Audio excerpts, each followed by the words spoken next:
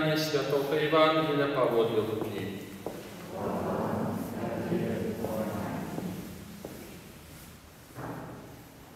У той час наближалися до Єзуса усе митники і грешники, каб послухати Його. А фарисеї і книжники нарекали, кажучи: «Йон приймає грешників і єсть з ими». Але Єзус розказав фарисеям і книжникам наступну приповідь, кажучи: «У одного чоловіка було два сини. Молодший з них сказав батьку: «Ойче, дай належную мне частку маемости». И той поделил поміж ими маемость. Праз некалькі дён молодший сын забрал усё и отъехал у далекий край, и там растратил свою маемость, живучи распусно. А коли ён отдал усё, настал великий голод у тым краі, и ён опинувся в нестачі. Тады пайшоў и наняўся до одного жыхара гэтага краю, а той послал яго на свае палі пасвіць свіней. Ён жадаў напоўніць жывот свой стручками, што ели свінні, але ніхто не даваў іх яму. Апамятаўшыся, ён сказаў: «Колькі наймітаў у бацькі майго маюць удосталь хлеба, а я гіну тут з голаду. Устану и пойду до батьки моего и скажу ему: Ойче, я сгрешил супроть неба и перед тобою, я уже не варто называться твоим сыном. Прими меня, як одного з наймитов твоих». И он устал и пошел до своего батьки. А коли был еще далеко, убачил его батька ягоны и сжалился. И, побегши, кинулся ему на шию и поцеловал его. А сын сказал ему: «Ойче, сгрешил я супроть неба и перед тобою, я уже не варто называться твоим сыном». Батька ж сказал слугам своим: «Принесите худшей найлепшую вопротку и опроните его, и дайте перстенок на руку его и сандали на ноги. Приведите откормленное теля и зарежьте. Будем есть и веселиться. Бо гэты сын мой был померлый и ожил, пропал и знайшоўся». И почали веселиться. А старейший сын ягоны был на поле, и коли вертаючися подошел до дому, почул музыку и танцы. Покликавши одного со слугов, спытался: «Что это такое?» Той отказал ему: «Брат твой вернулся, и батька твой зарезал откормленное теля, бо отрымал яго назад здоровым». Ён разгневался и не хотел уваходить. Тады вышел батька ягоны и почал просить яго, але ён отказал батьку: «Вось я столько годов служу тебе и николи не порушил загаду твоего, але ты николи не дал мне нават козляня, каб я повеселился с моими сябрами. А коли вернулся гэты сын твой, які змарнаваў твою маемость с распустницами, ты зарезал для яго откормленное теля». Ён же отказал ему: «Дитя, ты заўсёды со мною, и все мое твое, а тешиться и веселиться трэба было тому, что гэты брат твой был мертвый и ожил, пропал и знайшоўся». Гэта слово Пана.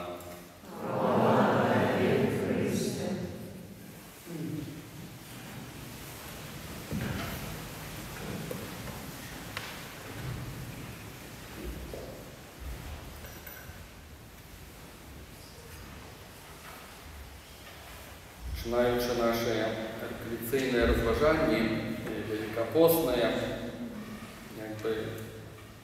тема наша одна з другой виникає, між собою, як по моїй логіці, то зв'язана. І сьогоднішня тема, так би я називав, так називається, це питання: бути чоловіком релігійним чи віруючим. Для більшості з нас масло масляне, нібито все подобне. Ось, але так гучить: релігійний чи віруючий. І починаючи наше розважання, такі один момент з Євангелія для мяне по-свойму любимы, по-свойму шалёна важны. Гэта знакамітая прыпавесць Хрыста пра сейбіта, калі Христос параўноўвае царства Божае да сейбіта. Сейбіт выходзіць сеяць. І зерне падае на розныя месцы, і там у адным моменце ўзрастае, у іншых не. Ёсць розныя перашкоды. Ну і Христос разважае, што ёсць гэтымі перашкодамі. І у Евангелии от Матвея, только у яго ёсць гэты нюанс, ёсць такая рэч. Ко всякому слушающему слово о царстве и не разумеющему приходит лукавый и похищает посеянное в сердце его. Вот кого означает посеянное при дороге. Только Матвей мае такі нюанс. То есть, калі зерне не прорастае, тады, калі чалавек слухае і не разумее. Як разумець намеры Божыя? Як разумець логіку Божую? По-другому мы не зразумеем, калі не будем докранацца ў сур'ёзнае пісанне. Знакамітае слово святого Иеронима, которое цитуе собор, которые узгадывали многие наступные святые. Иероним казал, кто не ведает Писания, не ведает Христа. Я, может, некогда не аж так подписывался под этими словами, не сдавалось, ну як это. Ну нехто ж молится, нехто ж побожно, нехто ж добрый и так далее. То есть я зрозумел, насколько серьезно то, что писал Иероним. Когда ты не читаешь Евангелие, не разважаешь, то ты просто, тебе нават шансов нема зразумець, як ён думае. Біблія не адказвае нам на ўсе пытанні нашага жыцця, але ты, чытаючы Евангелие, ты разумееш ягоную логіку, ягоны спосаб мышлення, ты думаеш па аналогіі. Мне гэта зразумела ў такім вобразе, что ты пачинаешь разуметь голос твоего пастора, ты разумеешь, як ён, хоть больш-менш, як ён гучыць гэты голос. І не акунаючыся ў пісанне, просто немагчыма пазнаць, як думае твой Господь. Просто немагчыма. Калі я гэтую тэму хоць трошку пачынаю людзям маячыць, часам, не то, што тлумачу, але бываюць там на споведях, там зрэдку бываюць людзям задаюць, напрыклад, за пакуту. Там прочитаю Писание то и то. И частенько чую такая многозначная пауза. Кажу, у вас есть дома Писание? Есть. Ведаете, как читать? Да, ведаем. Там питание от бабуль осталось мне, осталось. То есть я разумею, что человек нават не разумеет, про что размова идет. Я памятаю, я ураживался ранее такими речами, просто ураживался. Когда человек нават не ведает, что такое Библия, ці там часом не са здзеку кажу, але, наприклад, на реколекції люди приїжджають і там, коли ласка, знайдіть текст, акуратненько люди беруть Писання і задумуються увогуле, як відкривати эту книгу, і де її відкривати. І ти розумієш, що ми стоїмо у пробці під назвою 0. Ну, з большого, плюс-мінус. В свій час, я уже не застал таких часов жестких. Мой профессор по Библии, когда учился в Польше, когда он трошку молодейшим еще был, у него было правило, ты приходишь на экзамен, и он тебе каже, книга такая и такая, и у тебя есть 2 дії. Перший крок, ты открываешь Библию, ты повинен попасть на эту книгу одразу. Коли ты не попал, тебе дается другой шанс, почать листать улево и вправо. Ты повинен сообразить, где у нас находится эта книга. Коли ты этого не здольно робить, профессор ставит 2 и кажет, пройди наступный раз. Вот так вот вывучали Библию. Да? Это момент серьезно, то есть, может, аж так не надо жестко, это момент серьезный. Або, наприклад, так само, коли не підкреслюють людям, що важливість писання, треба вивчати, да, і люди кажуть, що да, там, ми спробували читати, і нічого не зрозуміли, це тяжко читати. Я по-чоловіче розумію, так, це тяжко. Я пам'ятаю, коли я перший раз читав Біблію, такие первые белорусские переклады. И я памятаю, будучи старшеклассником, я лежал дома на канапе, стал читать Евангелие от Матвея, прочитал 8, может 10 разделов, закрыл и сам себе сказал, як можна чытаць вось гэты бред. Я нічога не зразумеў. І многія людзі, яны ў гэтым моманце ставяць кропку. Я нічога не зразумеў, это цяжкая кніга, кропка. Віншую. И вот исполняется вот это вот слово. Неразумеющему приходит лукавый и вырывает то, что Господь хотел посеять. Не зразумел, твои проблемы. Не разумей далее. Як мы ж увогуле живем, люди, да, вот когда мы нечего не разумеем, да, ну мы ж нечего добиваемся. Вот ты идешь на университет, ты нечего не разумеешь. Когда я нечто не разумел, когда учился, я и шел до людей, которые разумеют. Я перачытваў по некалькі раз, я шукаў каментары, я шукаў спецыялістаў, каб мне растлумачылі. Вот так вот реагирует человек, калі ты нечага не разумеешь. Ты стоишь, не разумеешь, на какой мове написано, ты шукаешь перекладчика, Google тебе в помощь, пока не под санкции. Ну так вот працує это все. А тут раптом мы не разумеем, и все, и кропка. Да. Но это жахливо на самой справе, да, потому что то есть там нема чего сеять, разумеете? Там нема чего сеять. Зерни прорастать не будет. Это пункт номер 1. Когда человек не разумеет, до его приходит лукавый, и он вырывает все, что будет сеять Господь. Все остальное без шанс просто.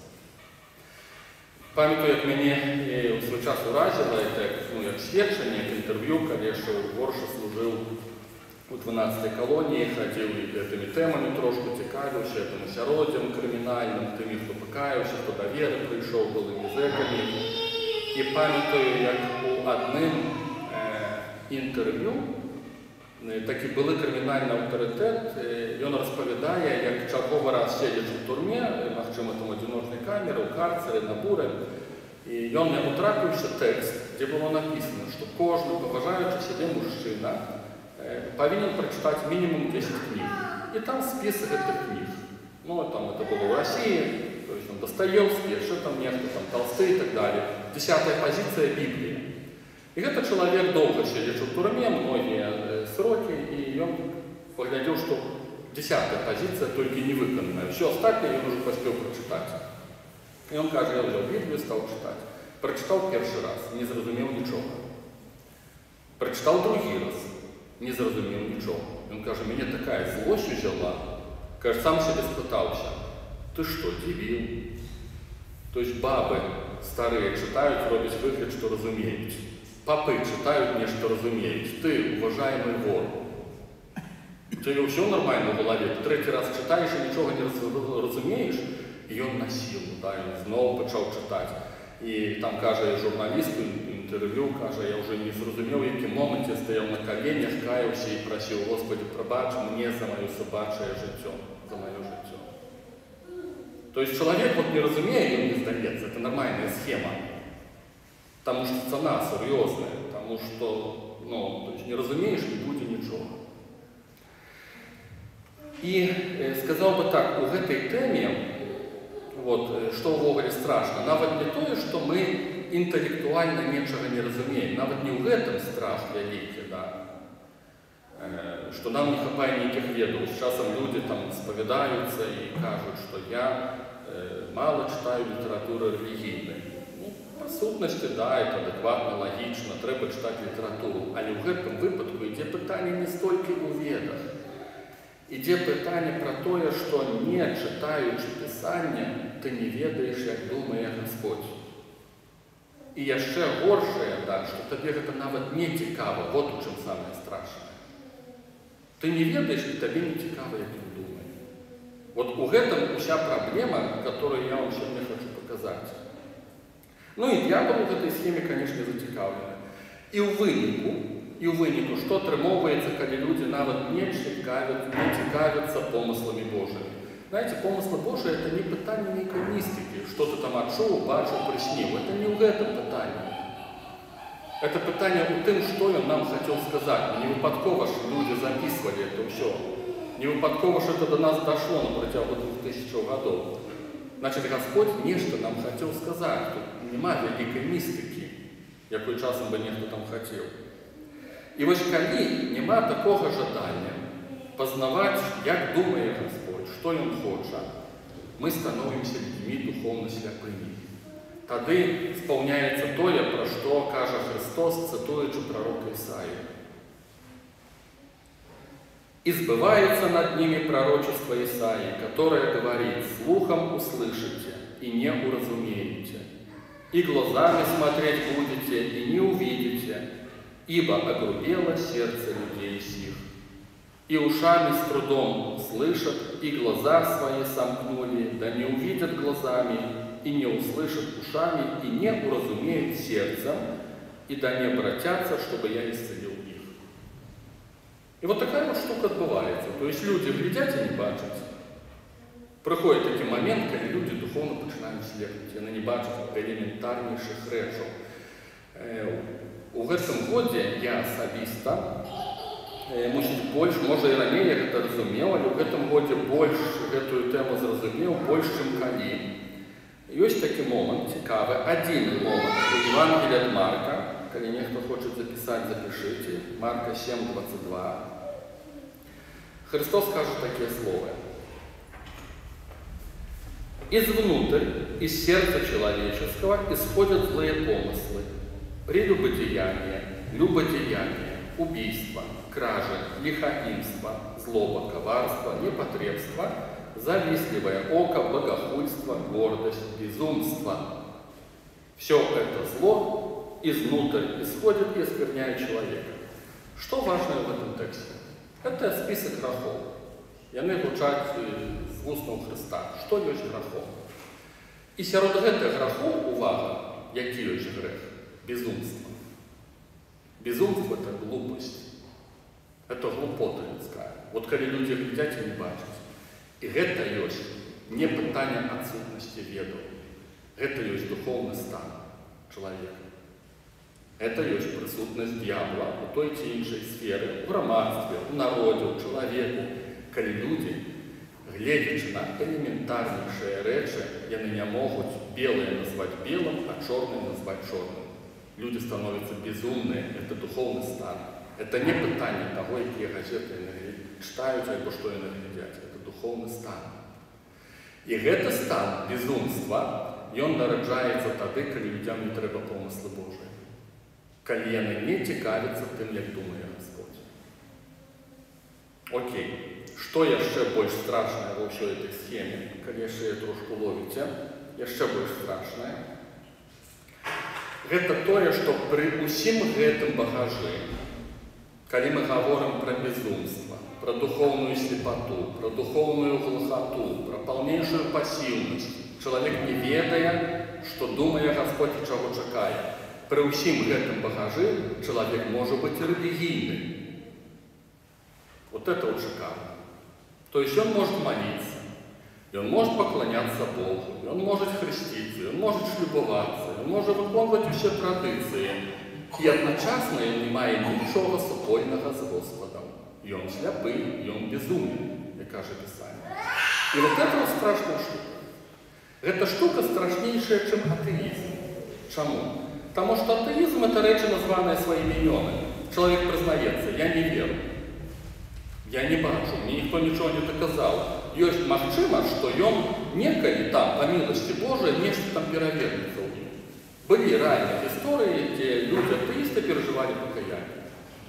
Человек религийный, который поклоняется Богу, небыто, который молится, который исполняет некие правила, но ему не надо то, как думает Господь, вот его это не цікавить.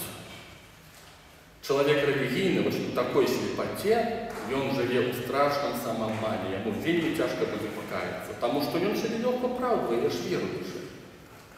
Я ж верующий, я ж нечто роблю, я ж нечто там некому молюсь, да, я ж нечто там некие заповеди выполняю. И вот хочу вам показать эту важнейшую тему, да, важнейшую. Чому важнейшую? Потому что мы зараз особливо болюче мы з этой темой сустракаемся. Я вельми шмат чую апошнія гады в нашем громадстве з усімі нашими бедами, а мы живем у часы апокалиптичные, у часы судов Божьих. Когда одно зло заменяет другое, одни беды заменяют другие, одни похлеще черговых, да, и так далее, и так далее.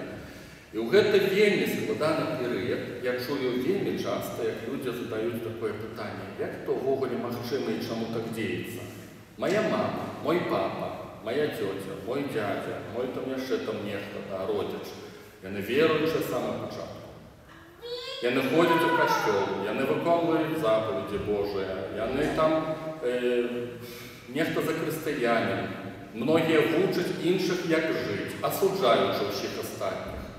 І люди задаюць пытанне, і тут пачалася вайна, і яны не здольныя назваць рэчы сваімі імёнамі. Назваць зло злом. Реально, люди не здольныя. То есть нехто там гіне, пулі летять, да, там сироты остаются, мигранты там просто массово, трагедия огромнейшего масштаба. И они кажут, так надо. Ничего страшного нема, в принципе, да. И люди задают питання. Помню, чоловік мені каже, слухайте, я живу без шлюбу, да, то есть я живу в граху. Я розумію, що я в граху, каже мені одна жінка, і каже, мене завсюди всім не осуджали. Ты будешь у пекле, ты такая-сякая, каже, яны тут все веруючие. А тут вот такая речь почалася, і вона каже, мені в голові не вкладається, як у вогоню віруючих, спочування навіть не народжається. Это ж люди терпят. Знаете что, 2 дні назад, когда я ехал, мне моя сябровка розповідала такую цікавую речь. Вона там трошку дослідувала, читала, слухала, як виглядав процес осуждения нацизма в Германии десятки годов после заканчивания войны. Долгий процесс этот шел, напомню, ведаете, это, чувши хотя бы, когда судили нацистов. И была такая цікавая речь, что людям, этим былым нацистам, офицерам, показывали здымки, показывали факты забитых, море людей, показывали, как их мучили там, и кажут, так это что еще робили? А они глядели на все эти здымки и казали, сами виноваты. Кто? Габреи сами виноваты. Цыгане, украинцы, белорусы сами виноваты. Нам приказы давали. То есть люди глядят вот просто, да, на море крови и не здольны сказать, так это ж мы, это море крови пустили. И это духовный стан. Это, так что фашисты были глупыми людьми? Нет. Знаете, какая нация немецкая развитая в области? Ніколи не були глупими. Питання, як вони не бачили? Як люди не здольні бачити елементарніших речей? Да? Мене це питання хвилювало, в принципі, завжди. І раніше там, до всіх цих наших бідів різних. Да? Коли здається, чоловіку некі високі там, теми тлумачиш, містики християнської, духовності, а на самой справі він не чує вот этих тем элементарнейших. Не забий, не кради, не обмануй, не здекуйся над іншим. Як Христос каже, сутність закону, не роби іншим того, чого сам собі не зичиш. Не хочеш, щоб з тобою так поступали, не жадай нікому такого. Да? Это элементарнейшая логика закона Божьего, про который каже Христос. И люди не бачат. Потому что это духовный стан. Это не отсутность ведов. И глупота в этом плане – это духовный стан. Я сам этого не разумел. Это, апошние часы начинают открывать. Это духовный стан. И теперь так, когда люди этого мира, у них такая схема спрацовывает. Хотя мне так само это мало зразумело, и откуда у людей такая жесткость берется. Я помню, когда в некий моменте там одному былому своему подопечному таки, были, криминальный человек такой, да, там авторитетный, который на вертане пережил, я ему кажу, слухай, розтлумач мені хоч пару слов, скажу, я не могу зрозуміти, яка логіка людської ненависті, злобі, яка логіка в Богові. А він каже, логіка? Каже, ви знаєте, що коли йдуть розборки блатні поміж кримінальними, там, поножовщина, коли починаються там розборки группировок, там логіки нема. Там логіка одна – помстить, бить. Заб'ють тебе, нехай заб'ють, да. Посадять тебе, розстріли присудять тебе, без розниці. Там логіка одна – нищить. Чому? Тому що це логіка дьявола. Біблія каже, що дьявол прийшов для того, щоб уничтожати. У нього нема другої логіки. І він обманює людей для того, щоб уничтожити. Вот это логіка дьявола. І люди этого мира, которые без покаяния, у граху, грех за грахом, окунаются в это болото, да, и мы так само в эту логику дьявола окунаются. Поэтому в неким сенсі, як би это сумно не гучало, у меня до людей этого мира питання нема, тому що ясно. У меня возникает питание до верующих. Вот вы, верующие, не вы, а вовне, он верующий, да? Як веруючий може йти за логікою этого мира? Чому веруючий чорне не може назвати чорним? Елементарніші речі. Это ж не питання у тим, откуда кулі летять, это другое питання. Питання у тим, що любі кулі, бомби, без разницы, з якого автомата вони вилітають, это зло. Тут не надо великой философии и великой политики. Это зло. И зло называется злом. Вот так вот. Ну, а забойство – это забойство, да. Ну, вот такая вот логика верующих людей, да. То есть это элементарнейшая речь на самом справе. Ну, а есть духовная слепота. Вот мне трошку про это хочется сказать, да. Ну и питание так, откуда же она берется? Вот откуда эта иллюзия духовной слепоты берется? Она берется с того, что мы часто маем серед себе людей религийных, а не неверующих. Людей, которые живут традициями, культом, правилами, и которые николи не задают себе питание, як думає Господь. И вот с этого виникает все остальное. И я не буду десятками годов ходить в костел. Знаете, есть такой фильм, что мы все вообще вспоминаем сейчас. Генералы песчаных карьеров, коли не помыляюсь, что там звучит эта песня знаменитая, и слово «Вы вечно молитесь своим богам, и ваши боги все прощают вам». Вот так вот деется с людьми религийными, неверующими религийными. Да. То есть у них свои боги, и они створяют свою религийность, и они николи не зацікавлены Богом одиным, замыслом Творца этого мира. У них свои боги, свои схемы. Один знакомитый психотерапевт польский некогда сказал такую фразу: «Бог створил Адама на свое подобенство, но жаль, Адам отказал ему тем же самым». То есть человек створил Бога на свой образ и подобенство. Вот. Створил свою форму и лживую форму религийности, да, николи не задаючи питання, а что Господь вообще это делал? Ну, не так. И, можно на эту тему таких просто, это некие элементарнейшие приклади. Некогда в моей семье, хоть папа там официально, может, и не верующий, такая история здарилася шмат годов назад, когда некто из моих родичів, такая католичка, ультра, такая традиційна женщинка, там некая тетя, там двоюродная, троюродная, не ведаю. Вот. І вона побачила в телебаченні, як міліція затримувала некого, і старенького мужчину некуди там пихнули в болото, не ведающего нюансов, там пихнули в болото, потом подняли, дубинкой по голове стукнули, кровь потекла, их потягнули. И она, глядя на всю эту картину, она стала смеяться. Такая: «О, поглядите, старика отколотить».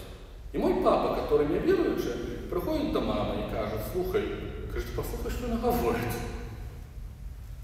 Кажу: «А чого не радується?» Я не можу зрозуміти, а чого не радується? А папа міліціонер. Був, давно. Кажу: «А чого не радується?»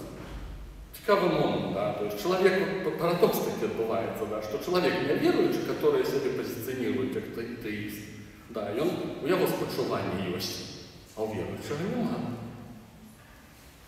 Елементарніше який добрині, любві, спогади. Як так діється? Проблема релігійності. То есть треба назвать речи своими именами. Это человек религийный, но не верующий, который навряд ли не має спільне з Господом. И другий момент такий яркий, трошки смешный, когда я ходил в приют, и детки, разного взрослого, мы там сустракались, и я деток пробовал научить, как они молились своими словами. Я кажу: детки, вы же ведаете там некие молитвы, что решение, что давайте своими словами. Ну и деткам, конечно, это не идет. Ну и я там раз пробую, другие раз, и тут поднимается такая девчонка, старшеклассница, а дети в приюте, часом семьи могут уезжать, потом я побудут, поглядят, потом они вернутся, ну так, экспериментально трошки. И она, видать, была в некой сям'і, может, даже не один раз. Вот. И эта девчонка поднимается и кажет: я помолюсь. Некий там, может, 11 класс. Я кажу: коли ласка. И она начинает молиться по-русски так. Стала такая, руки разложила, такая кажет: благословен Отец Небесный, во имя Иисуса Христа, за все милости Твои, за добро, там, слава Тебе во веки. И минут 5 вот так, раз, потом 10, я такая: оба-на, круто. И она помолилась, а потом кажет: достало меня все это, пойду порнуху посмотрю. Я сижу таки, гляжу на ее, и в чим речь. І вона просто була протестантською сім'єю п'ятидесятників. І вона бачила, як моляться, пригоже, класно моляться. Но і на серце не прийняла этого ні грама. Тобто вона повторила, як обезьянка повторяє, научилася повторила. Да. А потом сказала суть, да, в принципе, то есть и суть хорошая, параллель, а в принципе все это вообще жесткое порно, мягко говоря. В принципе, ты девонька права, по сути ты права.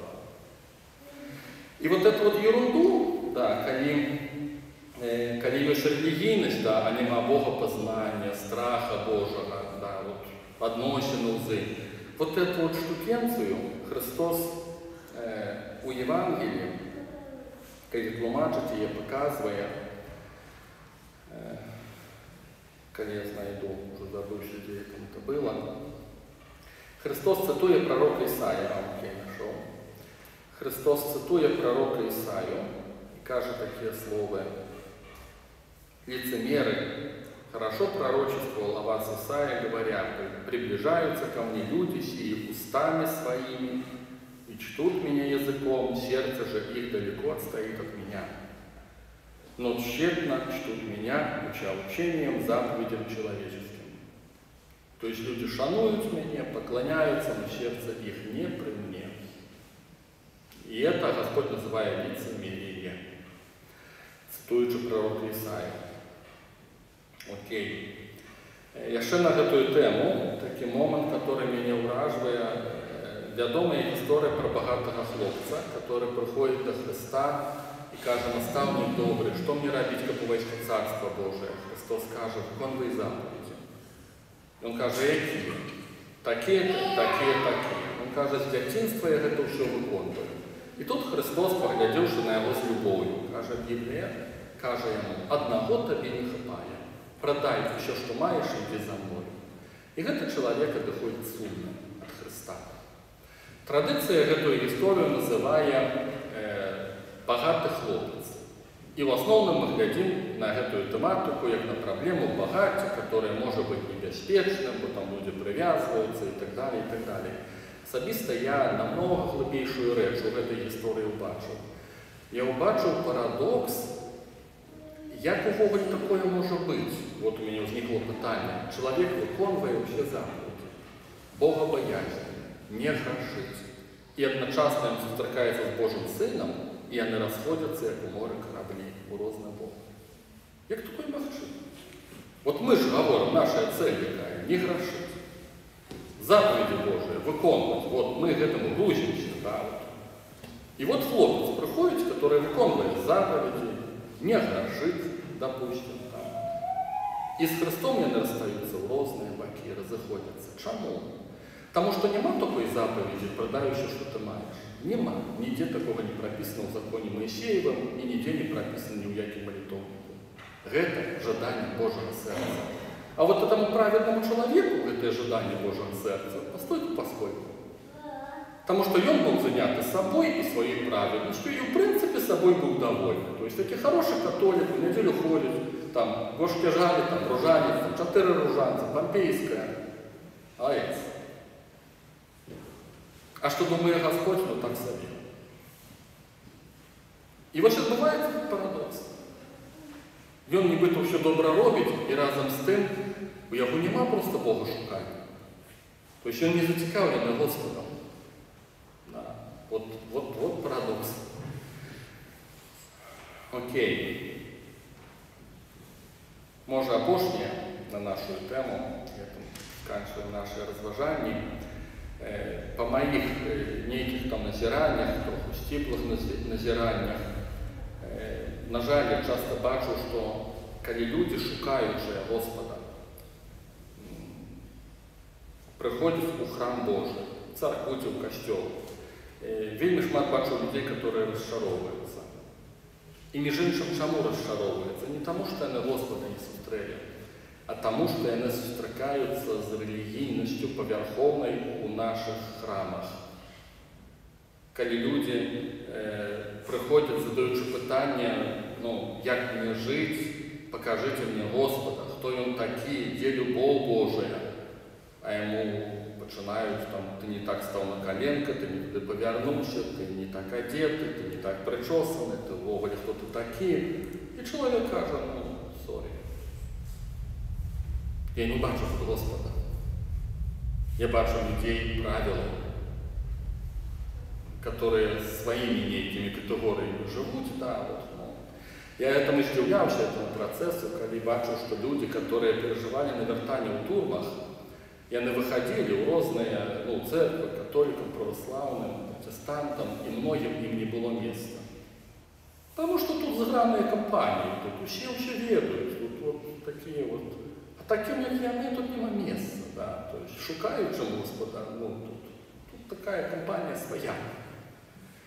И вот этот, конечно, момент сумный, да, что вот это вот, чому эта тема настолько важная. И она зараз, щиро кажучи, она завжди була эта тема, це питання, бути віруючим чи релігійним. Це завжди була эта тема. Просто зараз, у часи, скажем, судов Божих, в этой часи апокаліптичної, вона просто накалилася эта тема, а вона завжди була. И это важно называть речи своими именами, что может быть во мне, может быть человек религийный, но не завжди верующий. Ты бачишь, как іншие, здається, верующие, оказывается, да более религийные, но не верующие. И это моя завжди была. Я некогда зрозумел, ясно зрозумел, что революция кастрычніцкая отбылася в России не просто так. Не был русский народ верующим, не был и не есть. Это ненормально, когда ходили, строили церкви золотые, там, и царская семья, и все и так далее, все развито, все супер, все круто, а у державы крепостное право, остальные все на уровне малпы. Это ж не просто так еще. Французская революция чему отбылась. Масса пригожих монастыров и аббатств, которыми туристы ездят, захопляются, а разом с тем огромная колькость галоты, которая жила в этих канализациях Парижа. Это хорошо молятся, им добро, а это живут, подыхают, и их дела особо нема. Это тема веры и религийности, то есть, И эта тема была завжди. Просто зараз вона для нас накалилася, вона для нас важна. Зараз, у этот час. І вона і тоді була важна, і вона і тепер важна. Вона зараз накалилася, це нічого нового, а просто є важно чути цю тему. В неким сенсі, хочеться сказати, эта тема, або как добре розібратися, що треба бути чоловіком віруючим, який питається, що думає Господь. І для цього молиться, задає питання Богу, для цього вивчає Писання. Вот это чоловік віруючий. Коли гэтага моменту не будзе, то не будзе ніякага пасева Божага земля. То есть оно ўвогуле не будзе ўзыходзіць тады. Калі будзе толькі рэлігійнасць без адносінаў з Господам, земля Божая не будзе ўзыходзіць. Вот чаму эту тему так важна чуць. Амин.